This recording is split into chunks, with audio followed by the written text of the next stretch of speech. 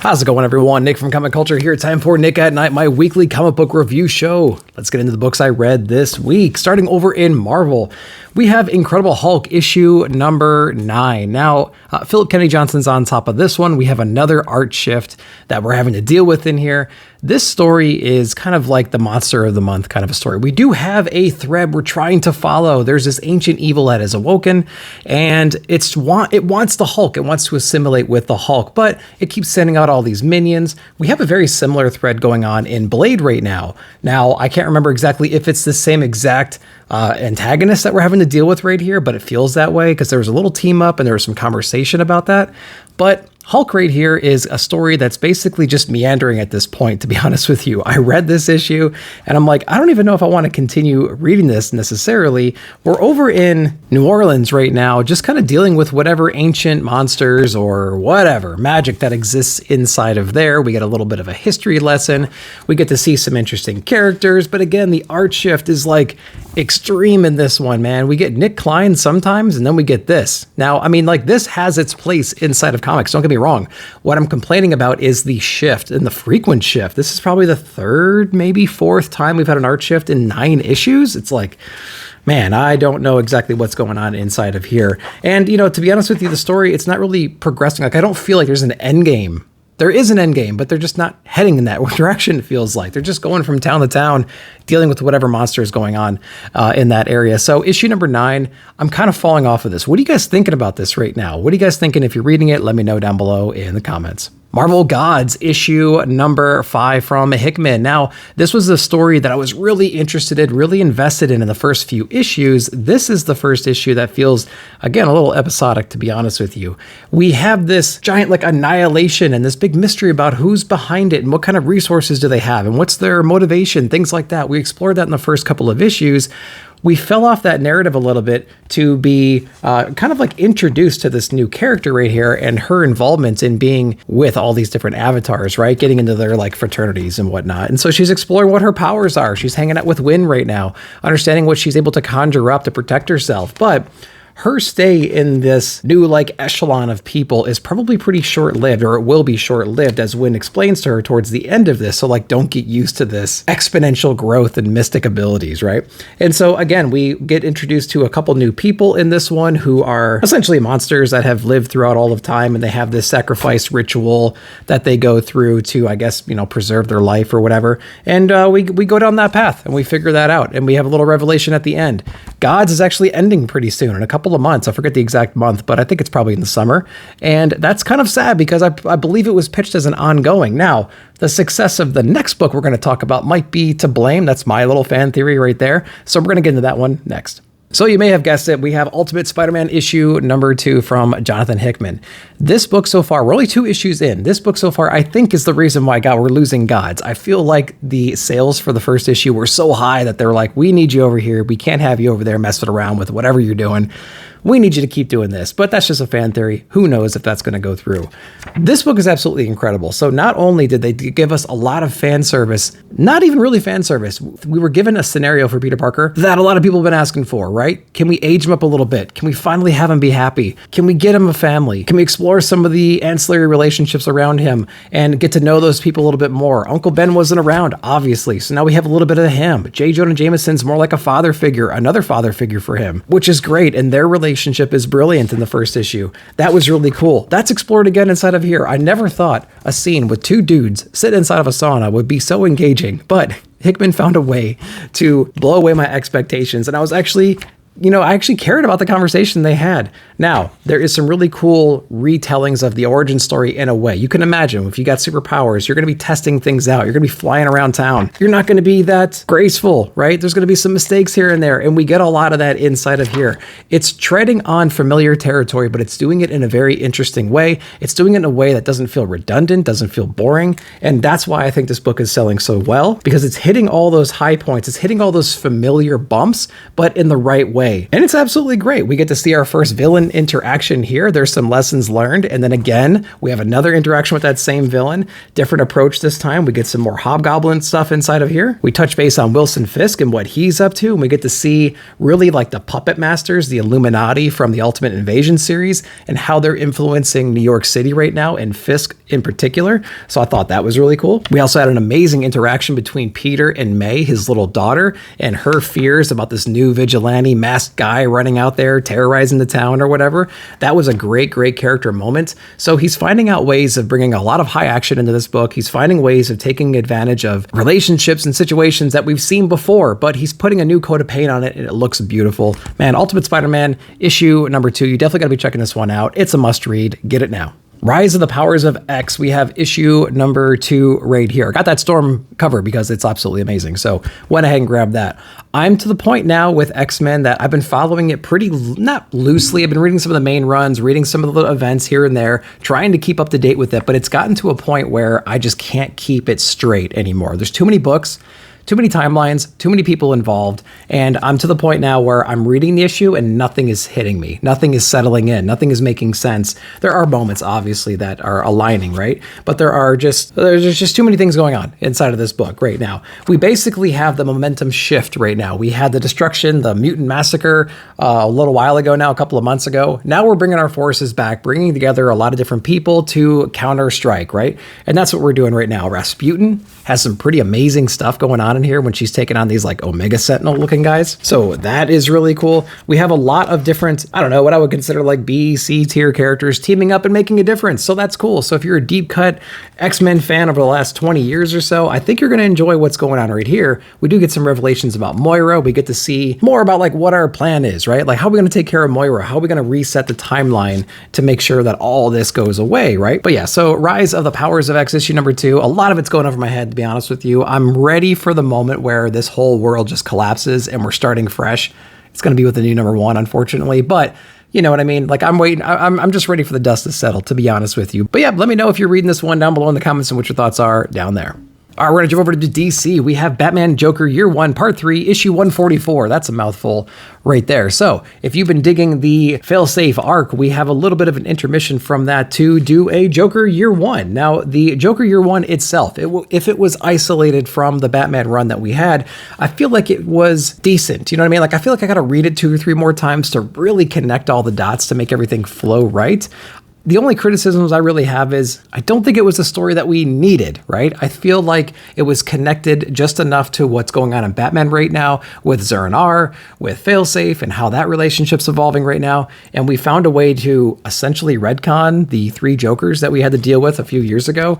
And so they kind of combine both of those theories into one, using a character that Chip, I believe, invented a little while ago, like the guy who taught him how to do like the multiple personality kind of thing. And then we throw in Joker at the same time. We have a cool Jim Gordon thing in here. Jim Gordon's always written really well, and so we got a lot of that cool stuff in here too, having to deal with just like the corrupt police all the way around him. And the art's pretty awesome too. We got some shifts depending on what we want to show here. And so yeah, I mean, at the end of the day, I feel like it was a story that they knew would sell copies, right? They knew that in the middle of a Batman run, maybe it wasn't getting the reception it deserved. Everybody wants to write Joker. Let's write a Joker story. We'll call it Year 1. Sales will go through the roof. But then when we get to the actual story itself, I don't know if it hit all the beats. I'm going to have to read it a little bit more. And we need a little bit more time to see if this story right here is going to cement itself into the best of the Batman runs, right? And so, yeah, that's kind of how I am feeling right now with this. I love these pages right here. Complete ripoff of Ben Affleck's Batman right here. It's almost like it was traced or something like that. Heavy influence. We'll just say that because I don't want to make any assumptions. But, you know, at the end of the day, cool Joker Year 1 story. It was wedged into this Batman series that I was really engaged with, and I'm interested in the whole failsafe thing. So we're going to see where we pick up on 145. Are we just going to jump right back into failsafe and not see the repercussions of all this extra writing? I don't know. We'll see. What you guys think? Let me know down below. All right, continuing DC, we have Wonder Woman issue number 6 from Tom King. I enjoyed this issue a lot more than the previous issues, I think. It has a lot of the similar threads, but I think I'm just a simple guy that just likes a lot of action.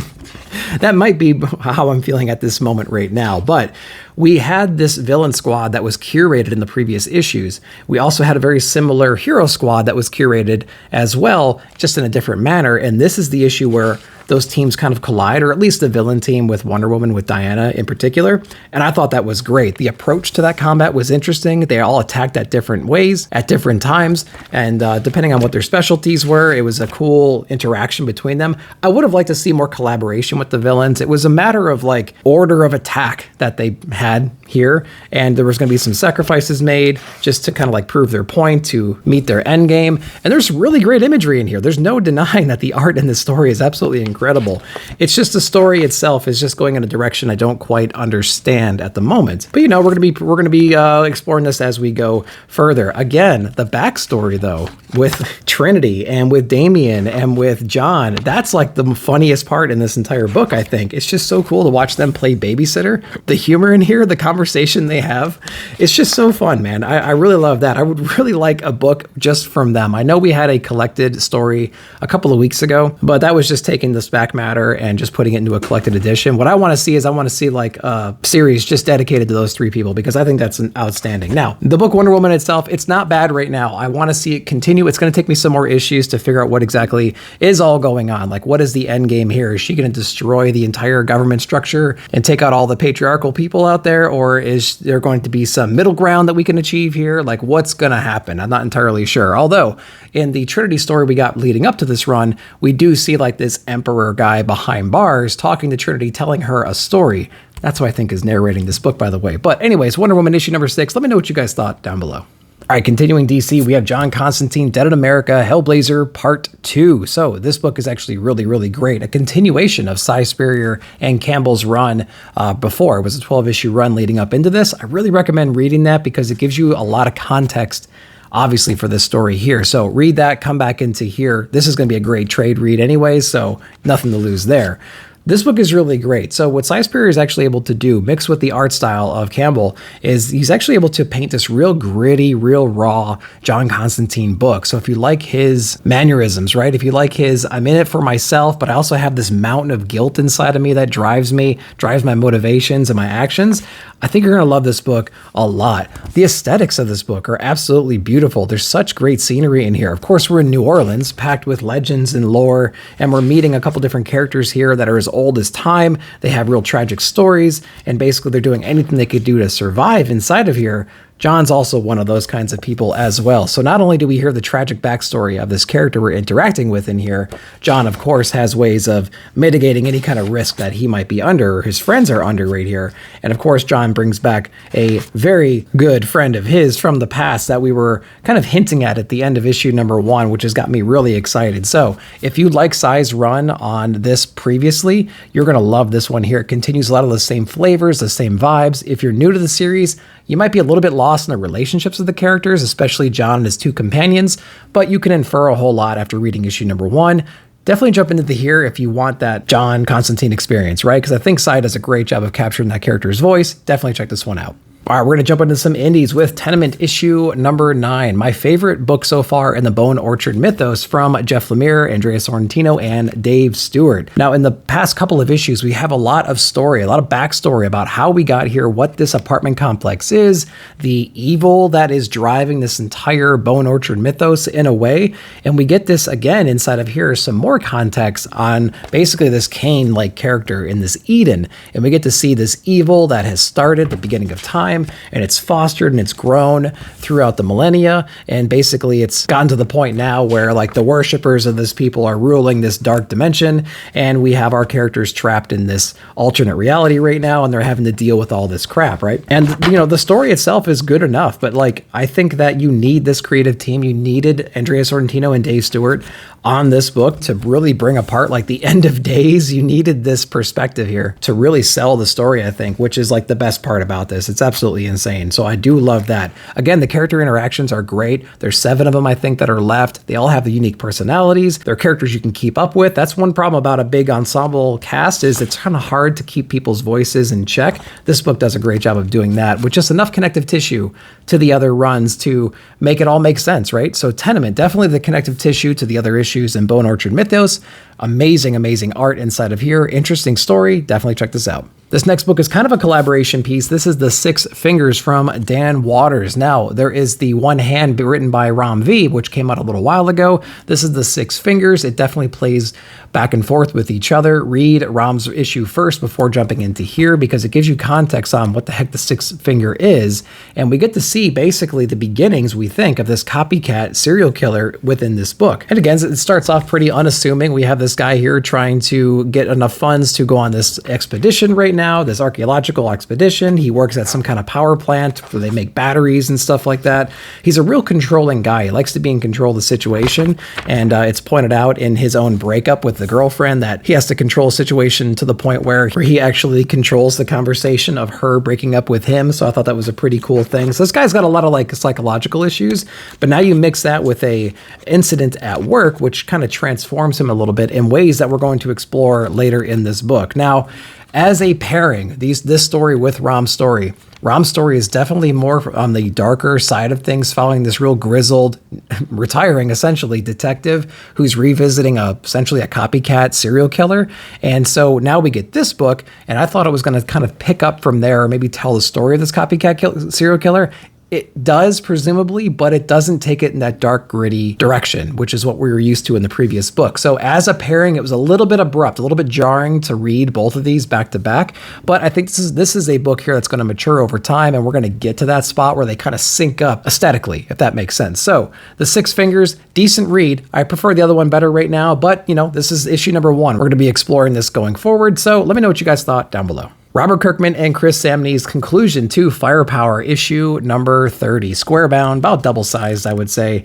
This is the end of Firepower here. So, what was my overall thoughts of this single issue and the series in general? I will say from a writing perspective, it did lack a little bit here. Although this is a story about family, about somebody who's owning responsibility, making sure that he's there for his family, protecting them at all costs, bringing them in, not like excluding or pushing them away, but absorbing their love and their efforts and everything, and really kind of taking on whatever battles the world throws at you. That's at a high level. You mix that with Chris Samnee's amazing art in here, and man, you got a killer book for sure. There are some amazing things going on the art perspective here, to the point where I was like, you know what? The little break that they had was not necessarily just because it's a double-sized issue, but there are some amazing other things going on in the art in this particular issue, which I thought was great. And at the end of the day, the book ends how you think it would end, essentially. They take out the big bad evil by just teaming up together, becoming a family unit, and taking on all the odds, taking on whatever threat is thrown at him. There's a cool time jump in here to see where the family is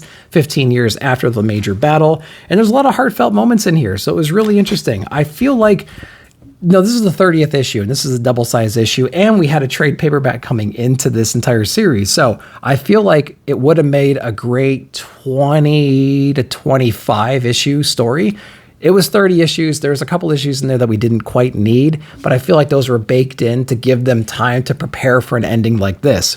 That's fine. 30 issues is good. I'm glad it wasn't 40 or 50.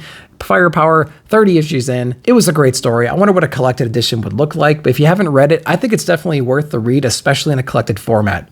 Issue to issue every few months was kind of painful, to be honest with you, but it was a fun story, amazing artwork, great family team-up book, so definitely check it out if you haven't yet in a collected edition. Let me know what you thought.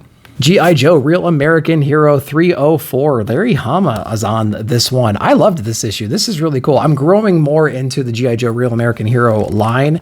Again, it's a blank spot in my childhood. I did not read any of the comics. I played with the toys and watched some of the movies and shows and stuff. But this book right here, I think is pretty cool. Now, there isn't a whole lot of like G.I. Joe stuff going on inside this book. It's basically Serpentor, I think is how you pronounce his name, allying with some robotics villain, whatever it is. And he's enhancing all of his ninjas, and they're going on all these missions trying to take out some of the Joes, and they're going to infiltrate the mainland soon. You have Cobra in here, who's like a third party member who's trying to stop him from doing all that stuff too. You got the Joes bouncing in and out. You got Snake Eyes in here, which is really awesome. You have a lot of cool Joe characters, and they do a decent job of orienting the people who might not be, lifelong fans. This book is packed full of crazy art. The coloring is great inside this book as well. There's a lot of cool things this book is doing. I'm really digging it. So I don't plan on dropping this anytime soon. I think this is a really cool book. And if you're a G.I. Joe big fan, I think you're going to be digging this one a whole lot. So check this one out if you haven't yet. But sticking with Joe, we had to talk about Cobra Commander from Joshua Williamson, issue number 2, part of the Energon universe.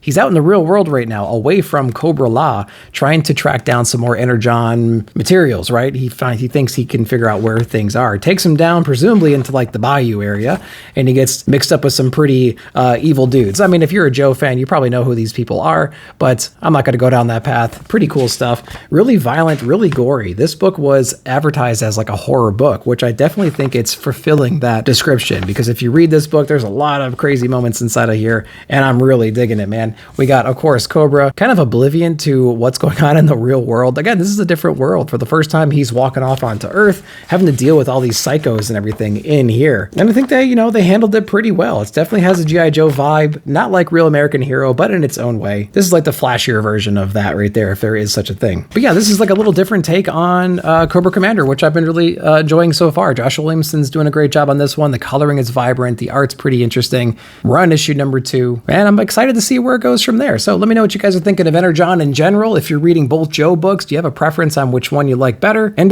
yeah, what'd you think about Cobra Commander, issue number 2? Frank Miller's Ronin, book number 2, issue number 6. All I can say is just get this as a trade read if you're into it. If you're a big Ronin fan, I'm a newly adopted Ronin fan, to be honest with you. I read it for the first time just a couple of years ago, and I loved it. I thought it was pretty cool. Not perfect, but beautiful, and it had its own interesting story, right? And I know it was the inspiration for a lot of creators growing up after that moment. So we got a cool Frank Miller cover, and we have interiors as well. One thing about this book that I just cannot get past is the repetition and I don't know if it's like the page reduction or whatnot, but like everything seems so big inside of this book. The dialogue is extremely repetitious in all of the issues so far. The artwork itself is pretty brilliant, but it seems like a reiteration of itself from page to page. A lot of curled up fetal position, lots of different things, poking, prodding, probing. And so, we're having to deal with all of that right here. I feel like this is going to be a thing that I'll have to read in collected format again, or maybe just all the single issues back to back to back, because there are a couple different things going on in here that aren't exactly straightforward. We're back at Aquarius, and we have Virgo, and the AI is trying to take over, Casey, and we're trying to take over this child right now, trying to assimilate, right? Like trying to bring whatever kind of mystical, magical power that this kid has and trying to become one with it. Just kind of very similar to what we did with our Ronin, right? And of course, it becomes an exercise of not giving in to the temptation of becoming one with this artificial intelligence and being able to, bust out of those chains and just kind of yell loud enough to destroy the whole complex, which is basically what happens inside of Ronin book number 2. So I don't know. I'm gonna have to go back and look at this one again. It didn't really hit me as well as the first volume of Ronin did. It's Frank Miller, so it's going to get some points just for being that. Interiors and wraparound exterior cover. So it's going to get some points just for that. But the overall story itself, it's a collected edition read. Don't bother with the single issues, I would say. Let me know what you guys thought down below.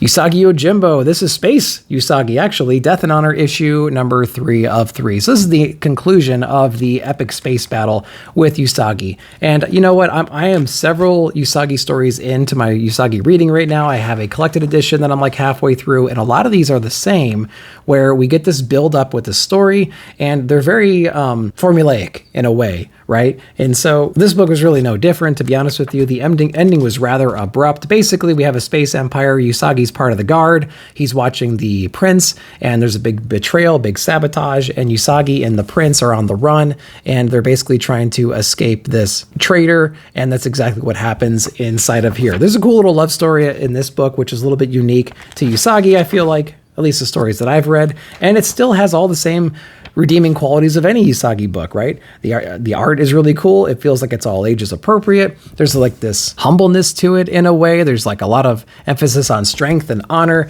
There seems to be some good messages in here and things like that. But at the end of the day, it's like not revolutionary, right? So that's my experience with a lot of Usagi stuff, to be honest with you, lately. So Space Usagi, charming, cute story. If you're a big Usagi fan, of course, pick it up. But if you're a casual or you want to dip into something and like really get the Usagi experience, I don't know, probably stay away. What do you guys think? All right, so let's talk about Lotus Land issue number 4 from Boom Studios. Now, I think that I had very high expectations for this book going in because of the creative team, and I gotta say, it is an interesting story. I do think it's gonna read better in a collected format. There's a lot of cool stuff going on in here. The artwork is really good as well. If you like dark, gritty detective stories set in the future, a guy kind of like on a redemption arc in a way, retired detective, going back into the force to help out with whatever the latest case is, it works on that level, but I think that I just need to consume more of the story in one single sitting, to be honest with you. And so I think that's where I'm at with this book right now. It's still a cool read.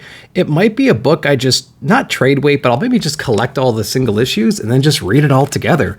I feel like a lot of books are like that, to be honest with you. They would read better if you just sat down for like 45 minutes and just read the entire story, especially if it's a limited series, something like that. But with that said, a lot of cool stuff happening in this book, great characters, cool landscape, interesting situation, great covers and everything, cool creative team. So Lotus Land is kind of fallen off a little bit for me. I'm still going to collect it. I might just consume it in one big sitting, or I'll just read all the single issues and just tell you what I thought overall. I don't know. What are you guys thinking? If you read it, let me know down below.